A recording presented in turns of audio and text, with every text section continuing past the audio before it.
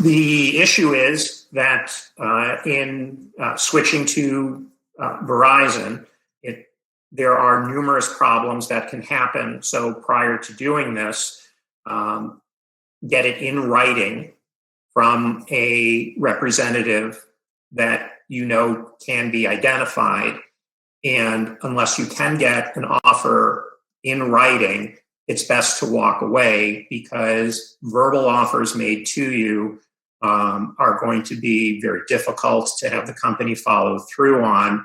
And when you do have difficulties, especially with Verizon, they will not make good on promises made to you despite documentation on your part. So unless you have an extraordinary amount of time and a very high frustration tolerance, think twice about switching from one carrier to another.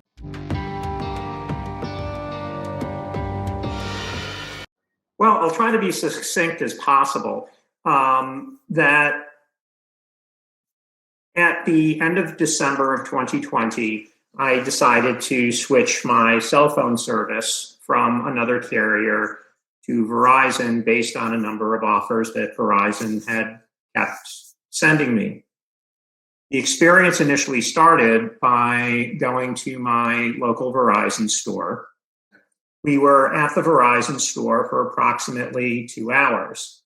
At the conclusion of that, they then told me that they needed to do a credit check on me. Now, I'm a physician and have been one for about 30 years. My FICO score is in the mid 800s. I gave them various other documents to basically show that I was a good credit risk. But unfortunately, about 5 years ago, my identity was stolen.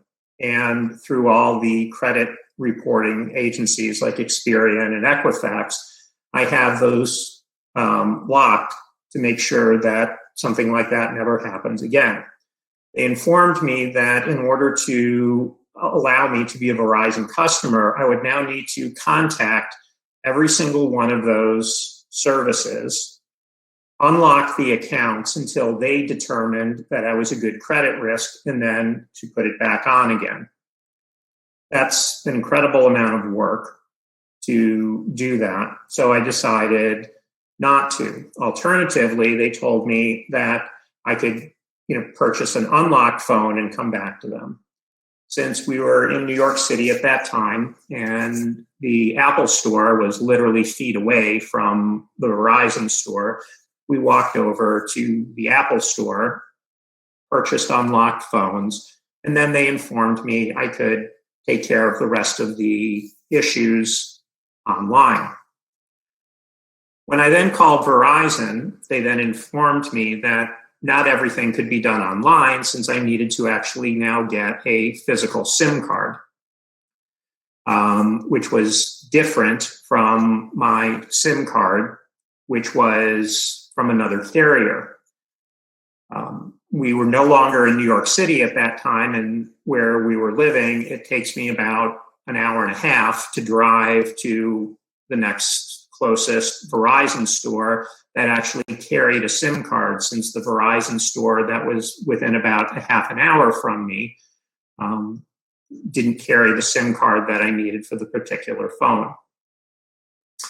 So the phones were then basically useless until such time that I could get to a Verizon store. And being a physician, I needed a phone that was workable for a number of different reasons.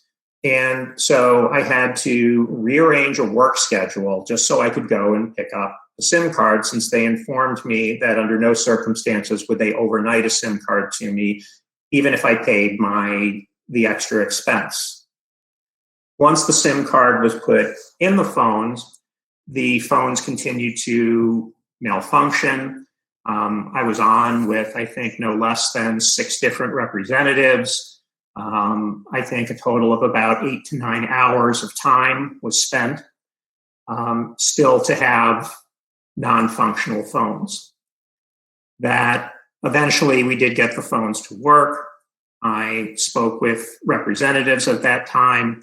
They agreed for all the trouble that I would be given 3 months of service paid for by Verizon due to all of the difficulties that I had encountered, sending me on wild goose chases. In addition, that the final offer that I ended up with from Verizon was very different from the initial offer given to me. And this was all documented in the letter that I wrote to Mr. Vesberg. So after 30 days, I was then sent a bill from Verizon for my upcoming service. The service was not free as promised to me. I was billed at their normal and standard rate. I then needed to get back on with a Verizon representative. After attempting to call and being on hold for over 30 minutes, I then decided to try this via a chat.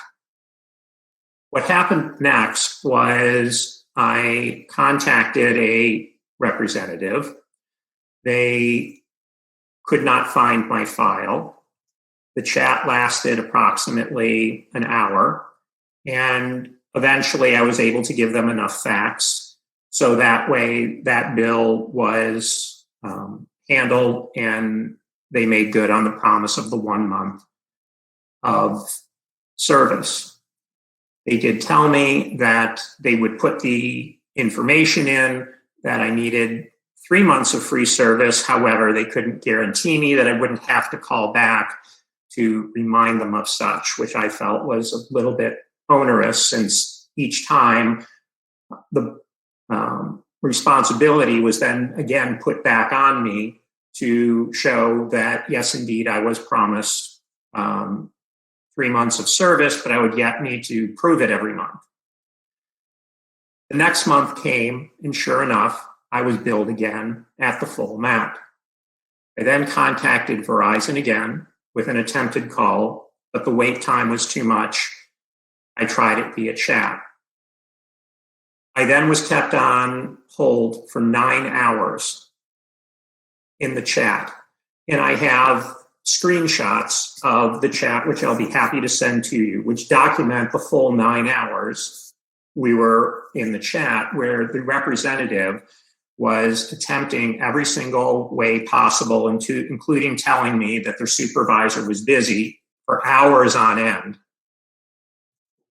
that they couldn't help me. Eventually, I did get that month of service wiped out, and I have written in writing that they would get the final month of service. The next month came, and sure enough, I got billed again for the full month of service. I then had to hear back from the corporate office, and Mr. Vesberg's representative, who is the CEO of Verizon, then told me that they felt I had had enough compensation and no further compensation would be due to me, despite the fact that I had in writing promises from Verizon that they would make good on their 3 months of free service to me for all the trouble that I endured, not including all the additional problems, such as being on a text chat for 9 hours, which is not something that I think most folks would do. However, I was working from home, and I do clinical research. So basically, as I was doing my writing, I could kind of text back and forth as I was kind of writing my manuscript. And that's where you came in, because I just felt that at this point, this is something that not only was the offer given to me a bait and switch, but that when I was promised service, the service never materialized until I had to go through extraordinary measures in order to establish the service.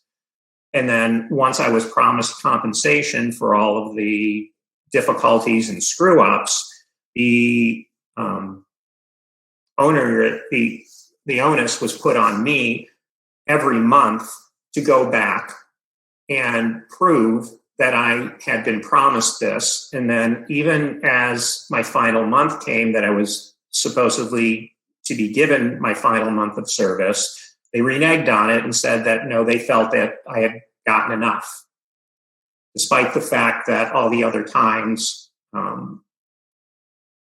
there was considerable amounts of time that were spent with additional Verizon representatives who clearly had some record of it, of my calls, and I had representative badge IDs, names, although they would not identify where they were. So I could only get limited information from the Verizon representatives. So I just feel that this is not really in keeping with a upstanding business practice, nor do I feel that any offer that was really made was truly made good on. I want them to make good on their original promise. They promised me 3 months of free service for my mobile phone account. They made good on 2 out of the 3 months. And despite my having to send in letters to their corporate office, spend additional hours of time trying to speak with various representatives, including those who identified themselves as supervisors, and being contacted back by corporate, finally telling me that despite promises made to me, they then decided that whatever compensation had been given to me was enough, and they weren't going to make good on the promise that was initially made by the representatives. I think it's more than one goal. My first goal is to basically have the company make good on promises made to me. The second goal is to make others aware that when you are switching from a phone carrier, that the offer made to you may in fact not be the final offer that you end up with through no fault of your own, and to also make others aware that if the transaction doesn't go smoothly, getting remuneration back from the company is going to be extraordinarily difficult. Additionally, check various consumer